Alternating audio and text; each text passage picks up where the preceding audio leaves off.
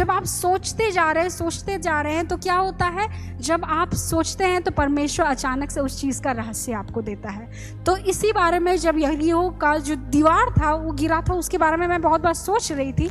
तो अचानक से मैंने एक न्यूज़ पेपर का कटिंग था, या न्यूज़पेपर में तो नहीं लेकिन वो किसी ने भेजा होगा शायद, तो मैं वहाँ अचानक से पढ़ा कि एक विवाह का जो स्थान था, शादी का घर था, वहाँ पे डीजे बज रहा था और अचानक से वो पूरा घर गिर गया। तो परमेश्वर ने तुरंत मुझे याद दिलाया कि यरीहो का जो दीवार है इसके बीच में कुछ कनेक्शन है।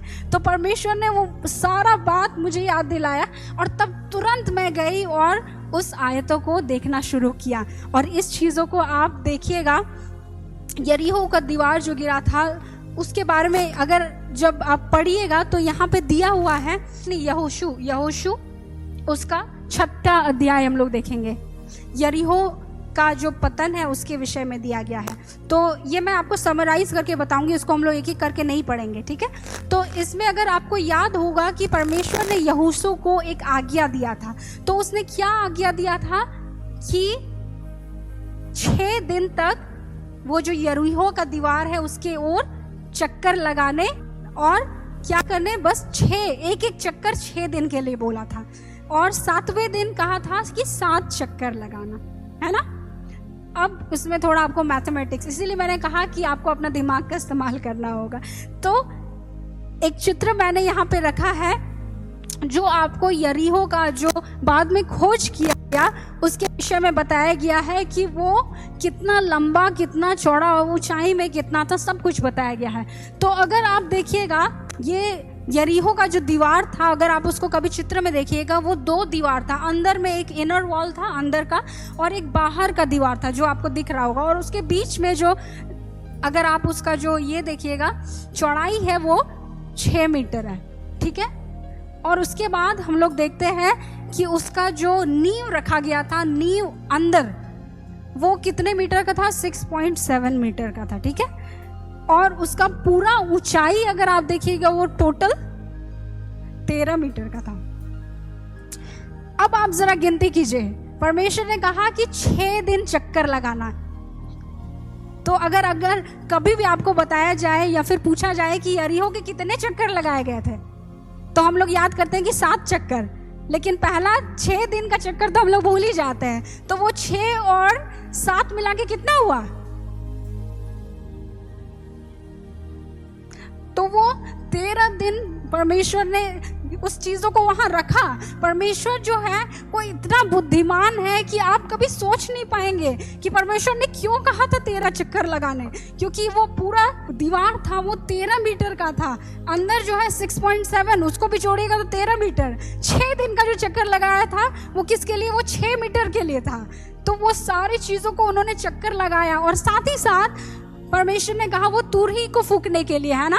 तो आज जो बहुत सारे वैज्ञानिकों ने उन्होंने क्या किया है, साउंड एनर्जी जिसको हम लोग ध्वनि ऊर्जा बोलते हैं, तो उसका उन लोग इस्तेमाल करते हैं लोगों से लड़ने के लिए, अपने दुश्मनों से लड़ने के लिए, तोप को वो लगाने के लिए, तो आक्रमण के लिए उसको इस्तेमाल करते हैं ध्वनि ऊर्जा का। तो अब इस चीज को जो आज वैज्ञानिकों ने खोज किया है, परमेश्वर ने इसको यहोशू की किताब में दे दिया था। और ये जो इनका हथियार था वो वही ध्वनि ऊर्जा था कि, और इसी से मेरा दिमाग कनेक्ट हुआ कि परमेश्वर ने, मैंने उस कटिंग में देखा था कि ये क्या हुआ था, वो डीजे जो बज रहा था उसका साउंड से क्या हो गया, वो पूरा घर गिर गया। तो आप जरा सोचिए 6 दिन तक लगाया गया चक्कर, और वो जो साउंड एक बार में इतने सारे लोग एक बार में उसको जब बजाए तो वो क्या हुआ, वो पूरा एक बार में धंसा। उससे पहले अगर आपको याद होगा, हम लोगों ने साइंस में पढ़ा है इस चीज़ को जब हम लोग हाई स्कूल में थे या मिडिल स्कूल में थे, कि जब एक सिपाही ब्रिज के पास आता है उन्हें कहा जाता है कि वहाँ कदम ताल नहीं करने के लिए। क्यों? क्योंकि जब कदम ताल करते हैं तो क्या होता है, वहाँ कंपन पैदा होता है, वाइब्रेशन पैदा होता है, जिससे वो जो ब्रिज है, वो पुल है, वो गिर सकता है। तो अब सोचिए कि इतने सारे लोग 1 लाख से ज़्यादा लोग जो यरीहो का चक्कर लगा रहे थे एक साथ, परमेश्वर ने कहा था कदम ताल के साथ लगाने, तो वो क्या कर रहा था, वो कदम ताल उन सारे नींव को, वो जो अगर आप देख रहे होंगे ये पहले पत्थर से बना हुआ था, वो सारे पत्थर को उस कंपन से क्या कर रहा था, ढीला कर रहा था। और आखिरी दिन जब परमेश्वर ने कहा कि तुरही के साथ एक साथ बोलना, तो वो जो आवाज उनके मुंह से निकला, क्या हुआ, पूरा यरीहो गिर पड़ा। हालेलुया। अब सच में जब परमेश्वर के वचन को पढ़ना शुरू कीजिएगा, इस तरह से पढ़ना शुरू कीजिएगा, तो परमेश्वर आपको बहुत सारे रहस्य को देगा।